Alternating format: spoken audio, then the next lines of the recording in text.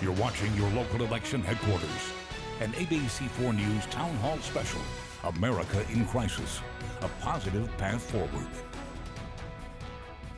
Welcome back to our special, America in Crisis, a positive path forward. Senator Mike Lee back with me now as we shift our discussion to the government's response to the pandemic. Senator Lee, as you take a look now that we can look back, let's talk about your thoughts on how the government responded. Let's start with the president. How would you rate the job he has done in responding to this pandemic? I think the president has responded well, and I think he responded well, especially when you take into account the fact that he deferred, as was appropriate in most circumstances, to state and local government authorities to make most of the decisions. He made decisions primarily with respect to things that were within the purview of the federal government. Beyond that, most of what he did was hortatory in nature. It was by way of a recommendation. And he made certain decisions with regard to international travel and policies in and uniquely affecting the federal government. So I give him an A on that. And I believe most of the difficult decisions that had to be made were made at the state and local level. I heard the president at the beginning of this try to blow it off a bit as a Democratic or fake news conspiracy theory, basically. Do you think we lost any time in the beginning based on that type of sentiment?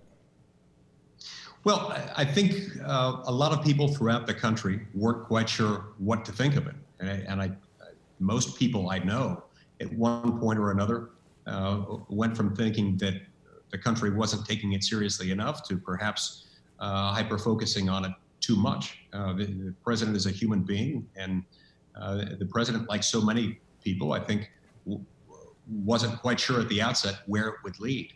But as far as whether that cost us any valuable time, he didn't waste any time. In fact, he went way ahead of where Joe Biden and many Democratic leaders thought was appropriate with regard to international travel.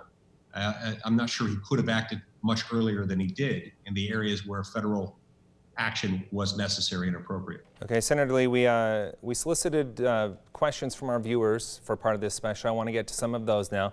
This is from Daniel Whitty. He asks, if a coronavirus vaccine should be developed and approved, there will surely be a large number of people who do not trust it.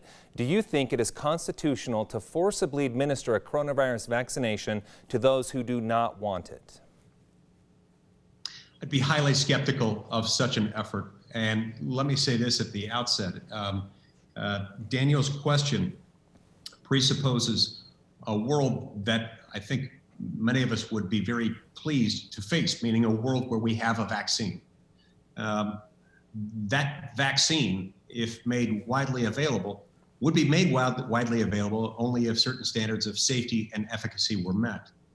And once those standards are met and people tend to accept those on a widespread basis, they're going to want to get them. There would be very, very few people, relatively speaking, who would not be rushing as quickly as they could to get to such a vaccine. Okay. This doesn't seem to me to be the kind of circumstance where we would want or need to even ask the question of whether to make it mandatory. Here's another viewer question. This one comes from Marin Rose. Would we ever go back to a red lockdown, and what would cause it?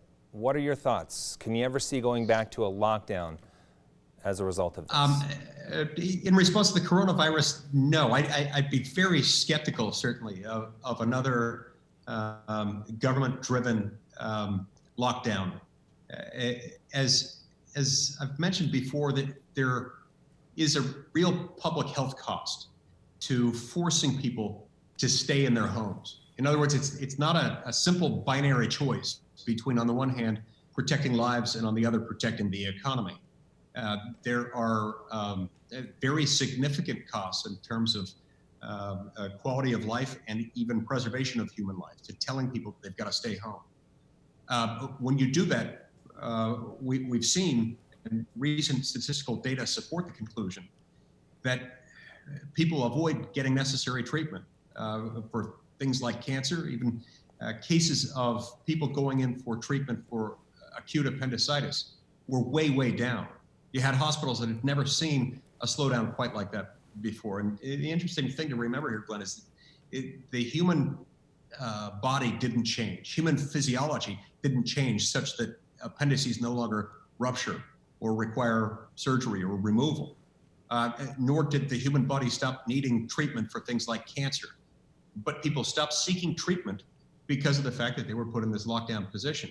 It's not at all clear to me that by going into another lockdown mode, we wouldn't lose more lives than we would save. All right, Senator, stay with us. We have one more segment with you. Utah's next governor will have to lead the state during a pandemic. Senator Mike Lee weighs in on the race for governor and who he thinks is best for the job. Stay with us.